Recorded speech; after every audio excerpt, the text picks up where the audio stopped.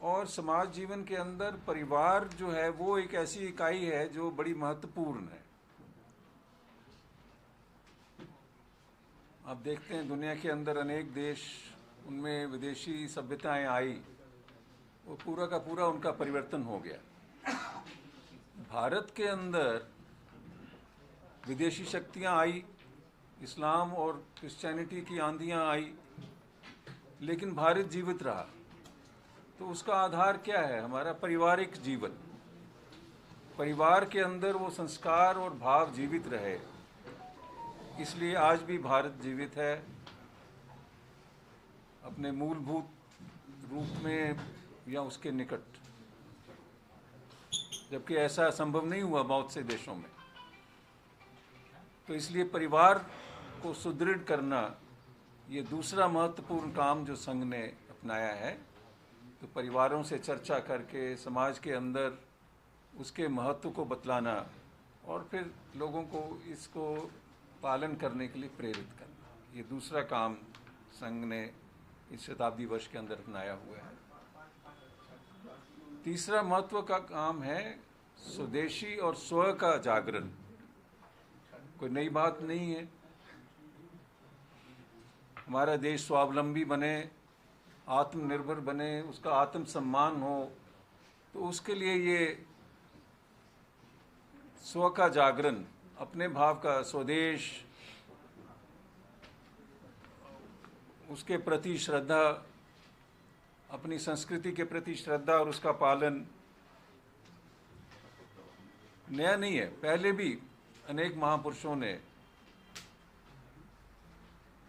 आज़ादी के आंदोलन के अंदर भी स्वदेशी, महात्मा गांधी जी ने खादी के उपयोग के लिए प्रेरित किया।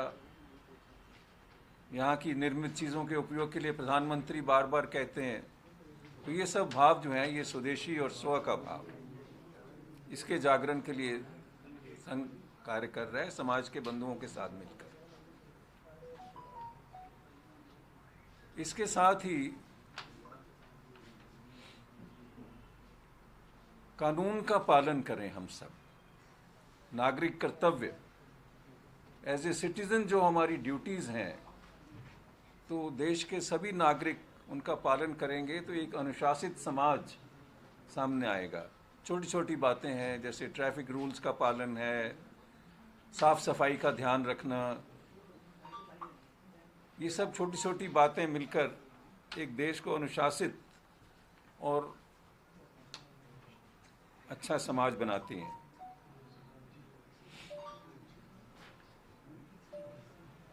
तो इस प्रकार से ये 5 परिवर्तन और पर्यावरण, एनवायरनमेंट, उसकी सुरक्षा, उसमें पानी को बचाना, फिर पॉलीथीन का उपयोग, सिंगल यूज़ प्लास्टिक्स का यूज़ ना हो, पॉलीथीन का उपयोग हम ना करें, तो इन और पेड़ लगाएं, अपने जंगल ना काटें, जिससे हमारा वातावरण, पर्यावरण जो है वो स्वास्थ्यवर्धक और अच्छा बना रहे।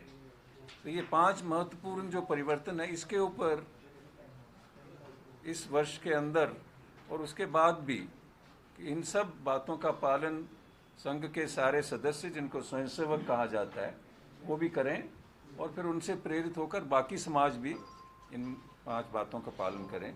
इस पे इस अखिल भारतीय बैठक के अंदर जोर दिया गया। इसके साथ ही ये वर्ष जो है ये संत रविदास जी, उनका 650वां प्रकट दिवस भी है। तो बैठक के अंदर संत रविदास जी पर एक सरकार्यवाह, जो हमारे जनरल सेक्रेटरी जिसको कहा जा सकता है नेशनल लेवल पे, दत्तात्रेय होसपले जी ने एक वक्तव्य प्रेस को दिया, वहाँ पे एक स्टेटमेंट दिया, जिसके अंदर संत श्री रविदास जी के, उनका जो ग्रस्त होके भी उन्होंने आध्यात्मिक कार्य किए, तो उनके अनेक राज परिवारों से, जैसे मीराबाई भी उनकी शिष्या थी, काशी के जो रॉयल फैमिली थी उनके भी उनके शिष्य थे। इस प्रकार से संत रविदास जो बड़े महान संत इस देश के हुए हैं, तो उनके संदेश के, जिनका कर्म पर जोर था, स्वयं भी काम करते थे, चरमकार थे और साथ में उच्च आध्यात्मिक संत भी थे। तो ऐसे महापुरुष का स्मरण उनके 650वें प्राकट्य वर्ष के में उपलक्ष्य में इसको सब संयोजकों को और सभी सारी जो संघ की ब्रांचेज हैं सबको कहा गया कि वो अपने वहाँ सेलिब्रेट करें और सारे समाज के साथ मिलकर। तो आने वाले वर्ष के अंदर ये वर्ष उनका प्राकट्य वर्ष के रूप में उसको मना के 650वां वर्ष मना के उस विषय में जन जागरण करना और सब लोग श्रद्धा पूर्वक उनका ये दिन मनाएं।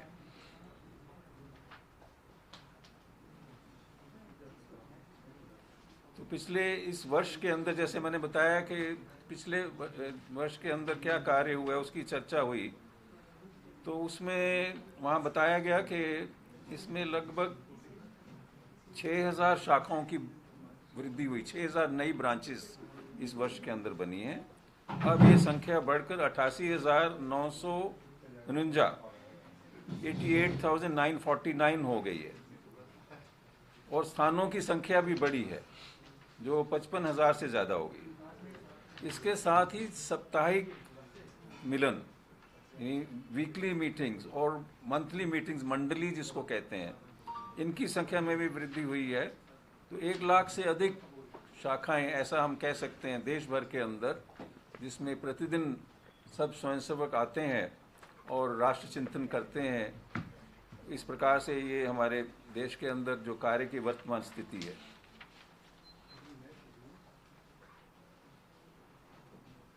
तो पंच परिवर्तन की चर्चा अभी मैंने आपके सामने रखी है। तो मेरे साथी डॉक्टर विक्रांत जी अब आपको आगे जम्मू कश्मीर के कार्य के बारे में ये आपको अवगत कराएंगे। धन्यवाद। अपनी संघ की सबसे बड़ी जो वार्षिक सभा रहती है उसके अंदर अनेक विषयों पर चर्चा और उसके साथ साथ आगामी वर्ष के कार्यक्रमों का भी उल्लेख होता है, आगामी योजना भी बनती है। तो क्योंकि यह वर्ष अपना संघ का शताब्दी वर्ष है, इसलिए शताब्दी वर्ष के निमित्त अनेक प्रकार के जो कार्यक्रम हैं, क्योंकि संघ ने कहा है कि अभी जो अपना उद्देश्य लेकर संघ चला है उसकी अभी पूर्ति नहीं हुई है, उस दिशा में हम बहुत तीव्र गति से आगे बढ़ रहे हैं। इसलिए संघ के शताब्दी वर्ष में लगभग 7 प्रकार के कार्यक्रमों का देश भर के अंदर आयोजन वर्ष 2025 विजयदशमी के कार्यक्रम से प्रारंभ हुआ। और हम सब के ध्यान में है कि बीच में एक बहुत बड़ा कार्यक्रम अपना व्यापक गृह संपर्क अभियान, अर्थात देश के अंदर प्रत्येक अपने घर तक जाना, संघ की विचारधारा को समाज के साथ साझा करना, कुछ साहित्य लेकर जाना, यह एक गृह संपर्क अभियान का कार्यक्रम रहा। उसके पश्चात देश के अंदर बस्ती और मंडल स्तर पर ऐसे विराट हिंदू सम्मेलनों का आयोजन, उसके पश्चात युवाओं के बीच में कार्यक्रम, और अभी आने वाले दिनों में समाज के अंदर जितने भी बिरादरी, मत, पंथ, संप्रदाय हैं, जितने धर्माचार्य, कथावाचक, संत समाज है, अनेक प्रकार की आध्यात्मिक संस्थाएं हैं, इन सब के साथ इस प्रकार की सद्भाव बैठकें, और फिर समाज के अंदर जो ओपिनियन मेकर समाज है, समाज में जो देश की दशा और दिशा तय करने वाले लोग हैं, उनकी प्रमुख जनों की गोष्ठियां, ऐसे छोटे छोटे सेमिनार, इस बार उसको निचले स्तर तक करने का प्रयास जो संघ कर रहा है। और अंत में जो वर्ष 2026 की विजयदशमी पर जब अपना ये शताब्दी वर्ष पूर्ण होगा, तो देश के अंदर अधिकतम स्थानों पर अपनी संघ की शाखाएं हम कितने स्थानों पर बढ़ा सकते हैं, लगा सकते हैं, वो 1 सप्ताह के अंदर शाखा विस्तार का वो सप्ताह रहेगा। उसके साथ ही ये शताब्दी वर्ष के कार्यक्रम जो है पूर्ण होंगे। तो इसलिए जैसे देश भर की स्थिति डॉक्टर साहब ने हमारे सामने रखी, वैसे जम्मू कश्मीर प्रांत में भी जो अपने संगठनात्मक रचना है और उस काम का निरंतर विस्तार हो रहा है। पिछले वर्ष की तुलना में अपने प्रांत में पिछले वर्ष इसी कालखंड में 678 अपनी शाखाएं थी, जो आंकड़ा इस बार वर्ष कर 735 तक पहुंचा है। ऐसे ही प्रांत में जैसे साप्ताहिक मिलन, डॉक्टर साहब ने बताया कि वीकली जो मिलन होता है अपना, वह 394 स्थानों पर चलता है और 407 स्थान ऐसे हैं जहां संघ मंडली अर्थात महीने में एक बार कुछ लोग एकत्र आके संगठन राष्ट्र हित में विचार करते हैं। 40 वर्ष की आयु से अधिक स्वयंसेवक जो इस प्रकार की जो आयु है, ऐसे 137 स्थानों पर साप्ताहिक मिलन उनका भी चलता है अपने प्रांत के अंदर। ये अपनी वर्तमान कार्य स्थिति है। दूसरा, जो संघ शताब्दी वर्ष में उल्लेखनीय कार्यक्रम अपने इस प्रांत में हुए हैं उसका थोड़ा सा वर्णन रखता हूँ। हम सबको ध्यान में है कि श्री गुरु तेग बहादुर जी की इस बार 350वां प्रकाश पर्व था। तो राष्ट्रीय स्वयंसेवक संघ ने गत वर्ष एक वक्तव्य उनके जो अपनी कार्यकारी मंडल में जारी किया था। में इस बार अपना जम्मू कश्मीर जो अपना हाई कोर्ट है उसके अंदर में एक अधिवक्ताओं के बीच में एक बड़ी गोष्ठी का आयोजन किया गया, जिसमें अपने केंद्रीय विश्वविद्यालय हिमाचल प्रदेश के पूर्व उप कुलपति डॉक्टर कुलदीप चंद्र अग्निहोत्री जी उसमें उपस्थित रहे। इसी प्रकार अपने संघ के माननीय सह सरकार्यवाह डॉक्टर कृष्ण गोपाल जी की उपस्थिति में वहीं हाई कोर्ट परिसर में अधिवक्ताओं के बीच में एक गोष्ठी रही, जिसमें भविष्य का भारत का चिंतन उसके ऊपर उनका वक्तव्य रहा।